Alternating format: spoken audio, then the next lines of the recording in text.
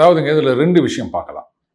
இப்போ வந்து அங்கே பக்கத்தில் இருக்கவர் யாரோ அது சொல்கிறாரு, அதுக்கப்புறம் அந்த கர்ச்சீஃபை அவர் கட்டிக்கிறாரு.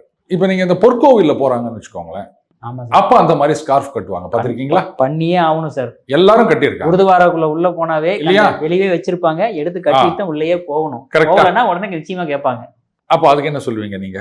அப்போ அந்த இடத்துல அந்த மாதிரி ஒரு சம்பிரதாயம் இருக்கு அப்படின்னும் போது அப்போ நீங்க அங்க போறீங்கன்னா அதை கட்டுப்பட்டு தான் போகணும்.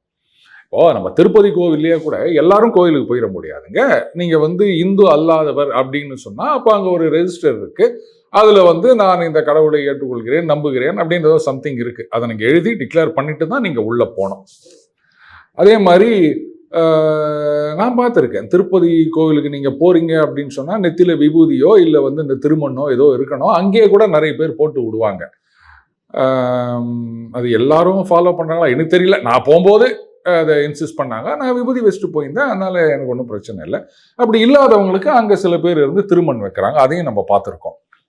அப்போ அது அந்த கோவிலுடைய சம்பிரதாயம் போது அதை நம்ம ரெஸ்பெக்ட் பண்ணி தான் ஆகணும் இல்லையா?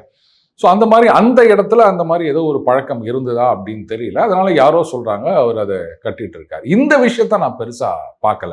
ஆனா அவர் இந்த வீட்டுக்குள்ளே வச்சுட்டு போகணும்னு சொன்னார் இல்லையா, அதுலதான் எனக்கு உடன்பாடு. ஜாதி மதம் அப்படின்றது.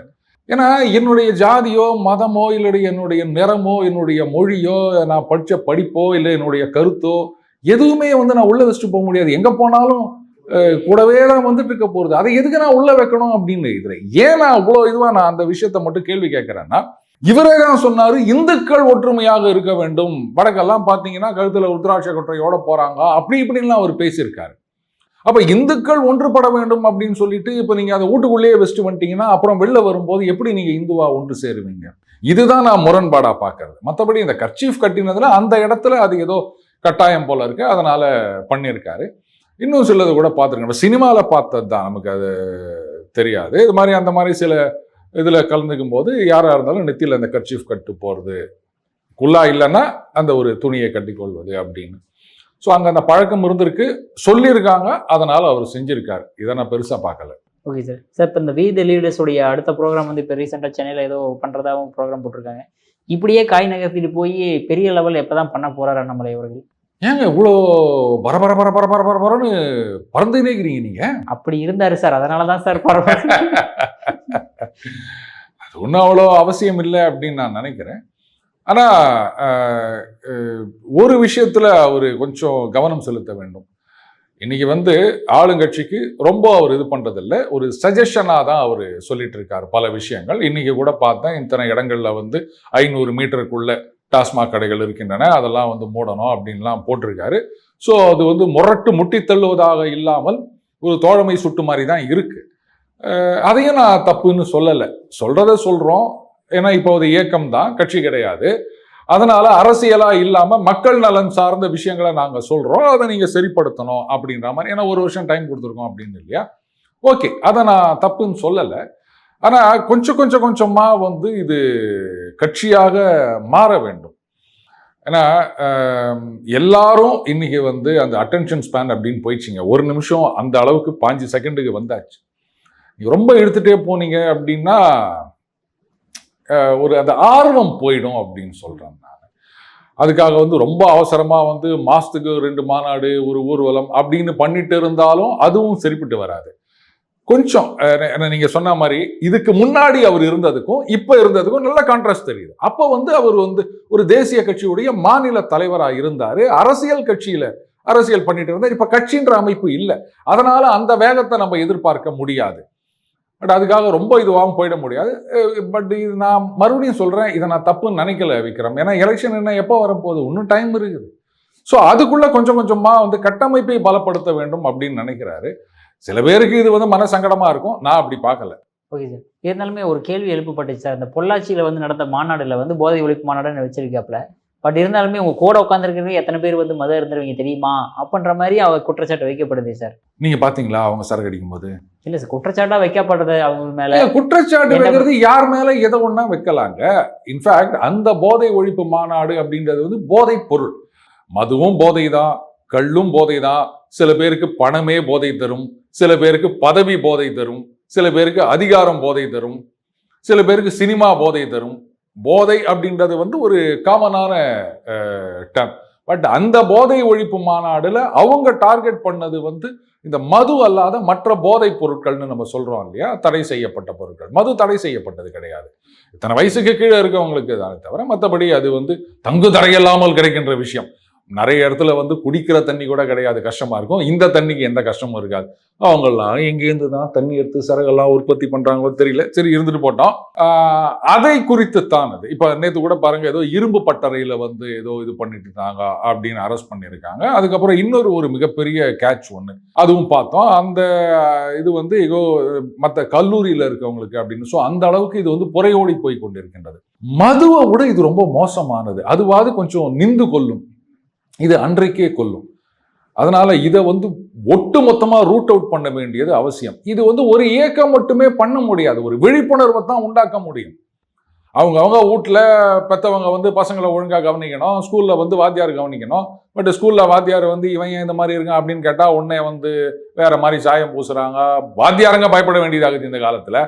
ஸோ அல்டிமேட்லி பெற்றவங்க தான் பிள்ளைங்களை கவனிக்கணும். பெற்றவங்களுக்கு நேரமே கிடைக்கிறது கிடையாது. சின்ன குழந்தையா இருக்கும்போது கையில மொபைலை குத்துப்பிட்டு அந்த போதையில, இது அந்த மொபைல் போதைன்னு கூட சொல்லலாம், அதை குத்தாதான் அது சோறு பெருமையா சொல்லி என் பையன் கையில மொபைல் இருந்தாதான் சாப்பிடுவான், அது வந்து தற்கொலையா போகுது அப்படின்றது புரியாம இந்த மாதிரி பண்ணிருக்கிறோம். அந்த நேரத்துக்கு நமக்கு பிரச்சனை இல்லாம இருக்குதா, நம்ம பாட்டி டிவி பார்த்துட்டு இருப்போம், குழந்தை பாட்டுக்கு எதையோ உருட்டின்னு இருக்குதா அப்படின்னு. இது நிஜமாகவே ஒரு எல்லாரும் பயந்து நடுங்க வேண்டிய ஒரு விஷயம் இந்த போதை அப்படின்றது. ஆனா ஒரு மாசத்துக்கு ஒரு மாநாடு அப்படின்னு போட்டுட்டு ஏதோ விழிப்புணர்வை ஏற்படுத்துவோம் அப்படின்னு சொல்லிட்டு அடுத்த மாசத்துக்கு வேற இதுக்கு போனா சரி விடுங்க, விழிப்புணர்வை தான் ஏற்பட முடியும், என்ன பண்ண முடியும், ஆட்சி கையில இருந்தாதான் அதை தடுக்க முடியும் அப்படின்னு சொல்லிக்க வேண்டியதுதான். சார், இப்போ செந்தில் பாலாஜி அவர்கள் கேஸ்ல வந்து நிறைய திடீர் முன்ஜாமீன் கேட்கிறாரு. ஒரு கேஸ்ல முன்ஜாமீன்றாங்க, இன்னொரு கேஸ் கேட்டா வந்து முன்ஜாமீன் கொடுக்க முடியாதுன்றாங்க. சுப்ரீம் கோர்ட்டுக்கு போறாரு, கபில் சிபல்லாம் வச்சு பெரிய லெவல்ல பண்றாங்க. என்னதான் சார் செந்தில் பாலாஜி பண்ண போறாங்க இப்போ? சரி, அவங்களுக்கு வந்து கபில் சிபல் அப்படின்ற ஒரு மிகப்பெரிய ட்ரம்ப் கார்டு வச்சிருக்காங்க. அவரு என்ன பெரிய வக்கீல், அவரு சார் கடல்லயே கிடைக்காத மீனை கூட வாங்கி கொடுத்துருவாரு. அவரு மீன்பிடி தடை காலத்துல கூட அவர் மீன் வாங்கி கொடுப்பாருன்னா பாத்தீங்க, அப்பேற்பட்ட ஆள் அவரு. சில ஆர்குமெண்ட் வச்சிருக்காங்க, இது வந்து ஒரு இடைக்கால தடை அப்படின்னு தான் சொல்லணும், நிரந்தர தடை கிடையாது. அந்த ஏதோ அஃபிடவிட் ஃபைல் பண்ண சொல்லியிருக்காங்க, ரிப்ளை அதெல்லாம் இருக்குதுன்னு வச்சுக்கோங்களேன். ஏதோ 3 வாரம் டைம் கொடுத்துருக்காங்க. இதுல சில ஆர்குமெண்ட்ஸ் வந்து ரைட், அதை அவங்க ஆர்கியூ வச்சிருக்காங்க. கேஸ் பை கேஸ் பேசிஸ்ல வந்து கோர்ட்ல டிசைட் பண்ணுவாங்க, அதை பத்தி நம்ம போக வேண்டாம். என்னை பொறுத்த வரைக்கும் தமிழக அரசாங்கம் என்ன பண்ணணும் அப்படின்னா, சரி அவர் அரெஸ்ட் பண்றாங்க இல்ல ஜாமீன் கொடுக்குறாங்க அது வேற விஷயம். இப்ப டாக்குமெண்ட்ஸ்லாம் அவங்க கையில தான் இருக்குது. அண்ட் இன்னும் சில அதிகாரிகள் மீதும் வந்து எஃப்ஐஆர் ஃபைல் பண்ணியிருக்காங்க போல இருக்கு. ஸோ அந்த விசாரணையை நீங்க நடத்துங்க. எங்கெங்கெல்லாம் இப்ப சொல்றீங்கல்ல, இதுல வந்து இத்தனை கோடி அதுல அத்தனை கோடி இப்படிலாம் நடந்திருக்கு அப்படின்லாம் சொல்றீங்க இல்லையா, எவிடன்ஸை கலெக்ட் பண்ணுங்க. அவர் அரெஸ்ட் பண்றது பெரிய விஷயம் கிடையாது, கேஸை நீங்க வந்து சஸ்டெயின் பண்ணணும், அதுதான் முக்கியம். இந்த அரெஸ்ட் பண்றது அப்படின்றது வந்து ஒரு குயிக் ஃபிக்ஸ் சொல்யூஷன் சொல்லிக்கலாம். பார்த்தீங்களா, அவரை அரெஸ்ட் பண்ணிட்டோம் அப்படின்னு இவ்வளவுதானே தவிர, சில கேஸ் ஊத்திக்கிச்சுன்னா கனிமொழி அவர்கள் ஆகட்டும் இல்லை வந்து ராசா அவர்கள் எடுத்துக்காங்க, இத்தனை நாள் ஜெயிலில் இருந்தார். கடைசியில் என்ன ஆச்சு, போற இடத்துலலாம் சொல்லிட்டு தெரியறாரு. பார்த்தீங்களா, நானே ஆர்கியூ பண்ணிக்கிறேன். அஃப்கோர்ஸ் அது கரெக்டு தான், நம்ம இல்லைன்னு சொல்ல முடியாது. அப்போ அந்த மாதிரி ஆயிடக்கூடாது இல்லையா. அதனால நீங்க எவிடன்ஸை பக்காவா கலெக்ட் பண்ணீங்க அப்படின்னு சொன்னா அவர் அரெஸ்ட் பண்ண வேண்டியது அவசியமே கிடையாது.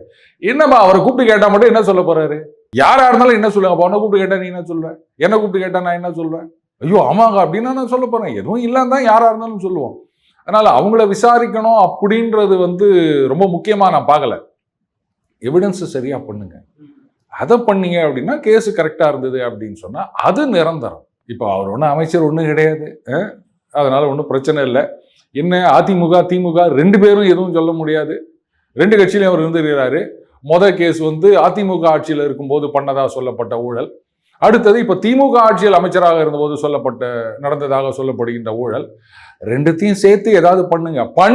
இதுதான் நீங்க பாட்டுக்கு பாஸ் ஆகா மாதிரி இருந்தீங்கன்னா அப்புறம் கட்சியில உங்களையும் அப்படிதான் சொல்லுவாங்க.